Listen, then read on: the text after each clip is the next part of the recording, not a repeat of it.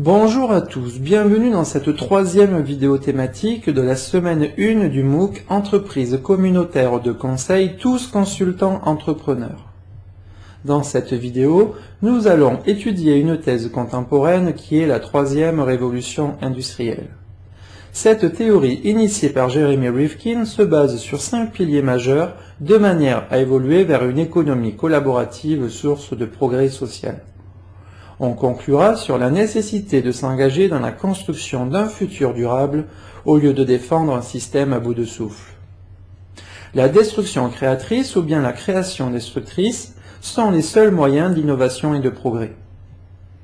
Commençons par présenter la troisième révolution industrielle. C'est Jeremy Rifkin, économiste et sociologue américain, qui a le premier défini cette approche.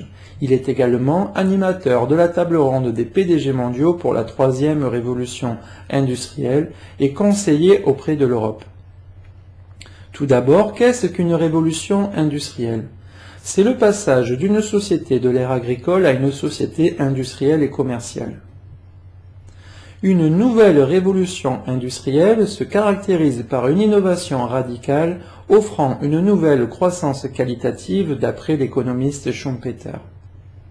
La première révolution industrielle s'est déroulée au XVIIIe siècle avec le développement du charbon et de l'imprimerie. Les États se sont développés ainsi que l'éducation, les chemins de fer, le textile et une production de masse s'est épanouie. Durant le XIXe siècle, une seconde révolution industrielle a eu lieu avec la découverte du pétrole et des technologies de communication comme la téléphonie et la télévision.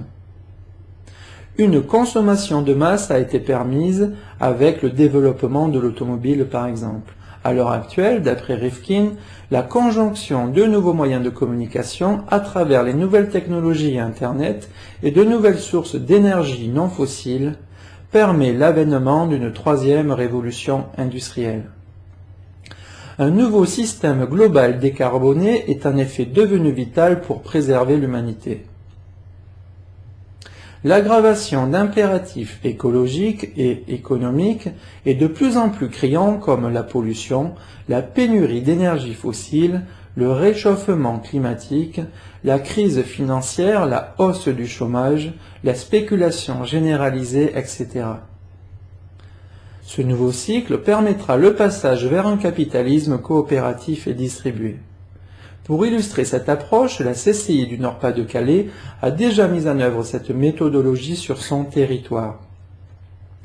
Cette troisième révolution industrielle se base sur la mise en œuvre de manière simultanée de 5 piliers. Le premier pilier est le passage intégral aux énergies renouvelables grâce aux énergies vertes abondantes telles que le solaire ou l'éolien. Le second pilier est la conversion des bâtiments individuels en mini-centrales électriques pouvant produire et stocker l'énergie produite.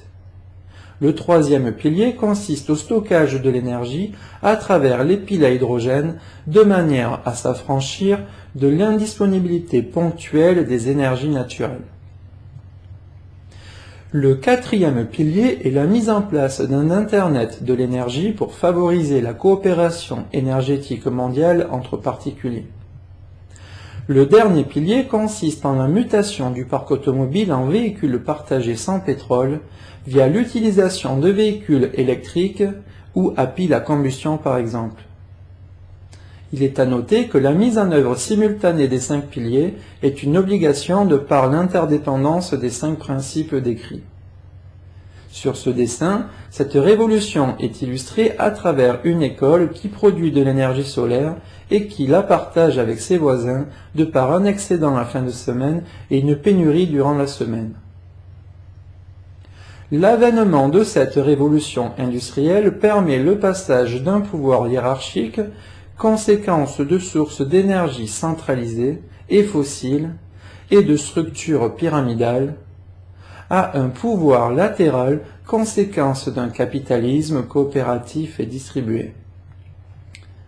Les principes énoncés ont été adoptés par l'Europe en juin 2007 concernant l'aspect énergétique, pour une société décarbonée permettant la mutation vers un pouvoir énergétique latéral indépendant de tout lobby.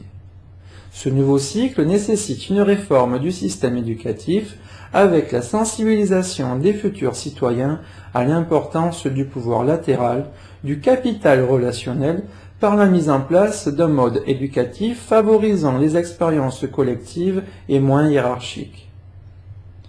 Une transformation de l'économie en découle avec le passage à une économie collaborative, favorisant l'entrepreneuriat social et la suppression du travail de masse en libérant l'humanité de la corvée d'assurer sa survie économique.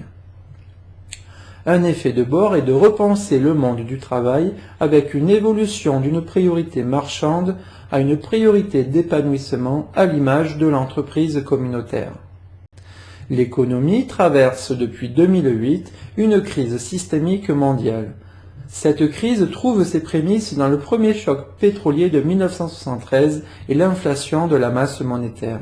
Depuis cette période, l'ensemble des acteurs s'emploient à optimiser la productivité du système par le recours aux nouvelles technologies de communication, à l'endettement public et privé et par la mondialisation. De nos jours, toute augmentation de la croissance mondiale engendre une hausse du cours des matières premières et de facto une baisse de cette dernière. L'augmentation de la masse monétaire qui engendre des bulles spéculatives ne suffit plus à faire redémarrer durablement la création de valeur de l'économie réelle, seule créatrice d'emplois durables. Une précarisation des classes moyennes et des cadres est en cours. Dans ce schéma archaïque, les salariés et les actionnaires défendent des intérêts antagonistes, source de défiance et de déshumanisation à travers les délocalisations, les écarts de rémunération, etc. L'être humain devient une variable d'ajustement et est mis en concurrence mondialement. Dans le contexte actuel, la sphère publique et le secteur marchand deviennent destructeurs d'emplois long terme, de par une recherche de productivité et un endettement élevé. En parallèle, les attentes des salariés évoluent avec l'affirmation de la génération Y. L'ère collaborative transforme nos manières de travailler et les entreprises. L'entrepreneuriat social sera la première source de création d'emplois locaux durables. En conclusion, l'évolution vers une économie collaborative et distribuée, à l'image de la troisième révolution industrielle, permet l'émergence d'une nouvelle vague de croissance qualitative et un relais de création d'emplois dans le secteur civil.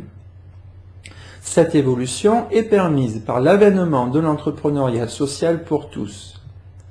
Unissons notre énergie créatrice et en route pour la croissance durable de demain.